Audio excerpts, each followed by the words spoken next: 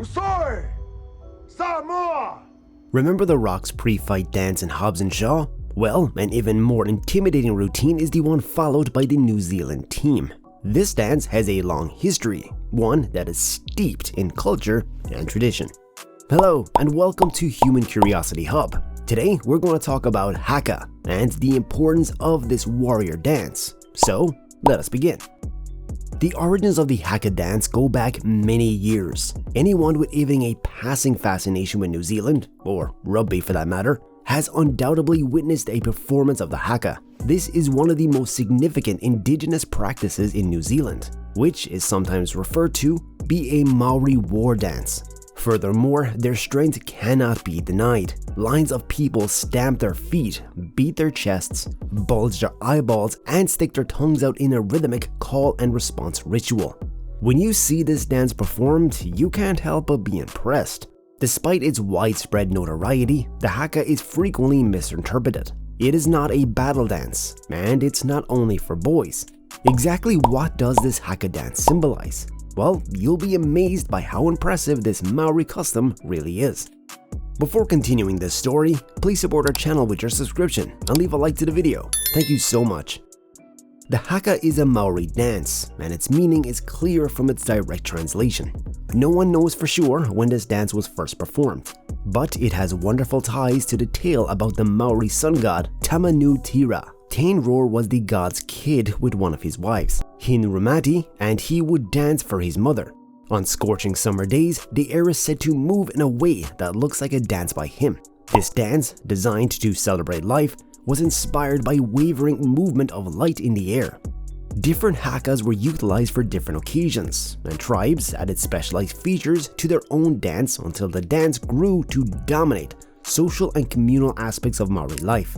Some parts of the haka are universal, even as the dance takes on different forms depending on the context. Performers always cluster into lines, and each one has a designated head of the pack. The leader initiates the dance by shouting sentences that are usually proverbs or instructions for how to stand throughout the ritual. The leader's role is crucial since they are responsible for providing inspiration and drive to the performers. This is reflected in the intensity at which the first calls are made. The body language and facial expressions of each haka are unique. As the dance continues, however, the dancers let themselves get swept up in mana, or power, of the haka and exhibit their own power in an uninhibited manner. You'll observe pakana, expressions, and pukana, and niganahu, which are the bulging of dilated eyes. Wetheru, or sticking one's tongue out while making a funny face, is also practiced by men. These parts of the haka can be used to inspire either terror, reverence, or unity, depending on the desired effect. The haka has a reputation as a male-dominated dance of Maori warriors. Now that you know haka means dance, it's obvious that the term shouldn't be reserved for military purposes solely. War haka, also known as Peru Peru haka, continued to play a significant part in Maori and New Zealand culture. Peru Peru haka, an ancient war chant, is used both to frighten the enemy and inspire the warriors. With Heru and Pukana, the bulging of the tongues and eyes, grunting, shouting, jumping, and banging their swords were all ways that the warriors demonstrated their strength before battle to their foes, themselves, and the gods. The wet arrow served as a warning of impending danger in combat. The Maori practiced eating the heads of their enemies to absorb their mana hundreds of years ago. They showed the other tribe that they meant business by aggressively putting out their tongues, suggesting that they would feast on them if they were to lose the war. In other hakas, the word wetheru has a different meaning. The Peru Peru haka, one of the most well-known hakas, because of the force it exudes, is often misunderstood or merged with other dances. Jumping and the use of weapons are two telltale signs that the dance is Peru Peru haka. Hakas from Peru is not a relic of the past. Although New Zealand is not a country in conflict, it has engaged in various wars in the 20th and 21st centuries. During these confrontations, troops have sometimes done haka before battle, as their forefathers did. During both world wars, it was common for Maori warriors to perform Peru Peru hakas, a type of battle dance whose meaning was often lost on their enemies. However, you need not be familiar with the background of a battle haka to sense the emotion it conveys. People are often taken aback to hear that haka are also performed at celebrations such as weddings, birthdays, and funerals due to the widespread belief that they are reserved for times of war. A haka can be performed at any gathering of the community or between communities. This meant that it fit conflict, certainly, but it has also been a part of peace accords or the building of alliances.